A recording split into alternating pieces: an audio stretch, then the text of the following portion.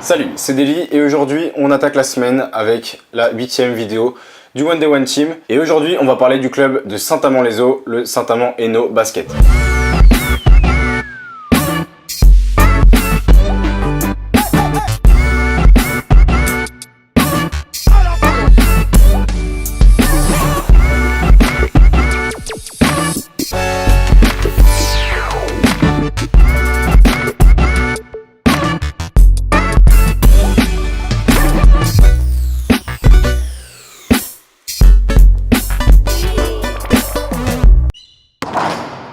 Le SAHB, comme beaucoup d'autres clubs, c'est un club qui est très récent puisqu'il est fondé en 2008 sous ce nom-là. Il s'agit d'une union de deux clubs, celui de Valenciennes et celui de Saint-Amand-les-Eaux. Alors pour vous faire un petit peu d'histoire, le club de Valenciennes, c'est un club mythique du championnat français. C'est un club qui a entre autres remporté 7 titres de champion de France, 2 Euroleague et 5 Coupes de France.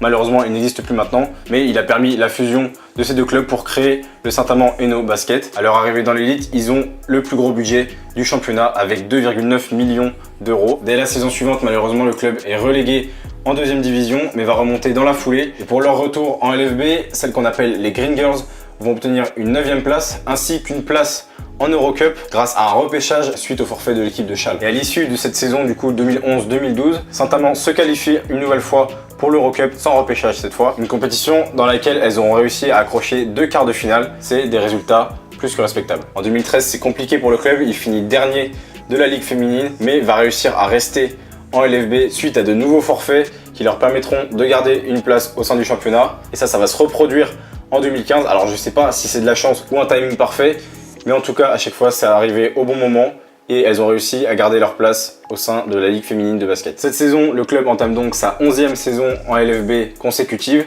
avec un effectif composé de beaucoup de recrues et on le découvre tout de suite.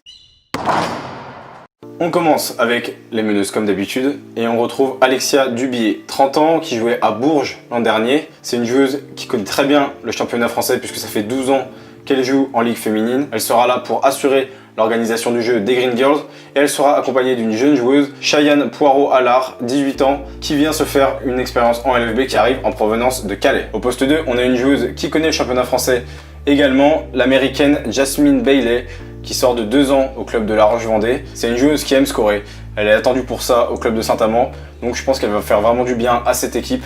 Offensivement surtout. Au poste 2-3, on a également 2 recrues, une paire de joueuses bosniennes. On a Matea Tavic, 28 ans, qui vient découvrir la LFB après être passée par la Roumanie et la Bulgarie.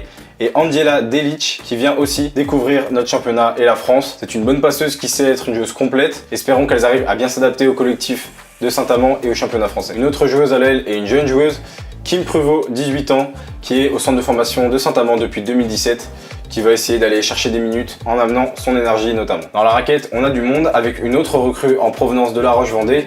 Il s'agit de la Nigérienne Uju Ugoka, une poste 4 qui tournait à 13 points et 6 rebonds de moyenne l'an dernier. Elle devrait vraiment faire du bien à la raquette de Saint-Amand. Et elle devrait former un joli duo avec la française de 25 ans, Assitane Koné, qui est là depuis une saison chez les Green Girls et qui tournait à 11 points et 6 rebonds de moyenne l'an dernier. C'est pas les joueuses les plus grandes du championnat, les plus impressionnantes, mais du coup elle compense avec une jolie mobilité qui peut faire leur force dans la peinture. Les 2 autres intérieurs, c'est des jeunes joueuses avec l'arrivée de Marina Ewodo qui arrive directement des États-Unis et du championnat universitaire, la NCAA. Elle tournait là-bas à 10 points et 8 rebonds de moyenne et elle sera accompagnée de Morgane Armand qui arrive au club pour se frotter au plus haut niveau français. Espérons aussi que ces 2 joueuses pourront trouver leur place au sein de ce collectif et réussir à bien s'intégrer au jeu proposé par le coach. Et le coach justement, il s'agit de Fabrice Fernandez qui est là au club depuis 2013, qui va devoir cette année construire son jeu autour d'un effectif assez nouveau avec beaucoup de recrues. Pour moi, Saint-Amand a bien recruté cette année. Ils ont recruté des bonnes joueuses d'expérience et si le collectif prend comme il faut, je pense que les Green Girls peuvent aller chercher le top 8 et les playoffs. Donc je suis pressé de voir tout ça.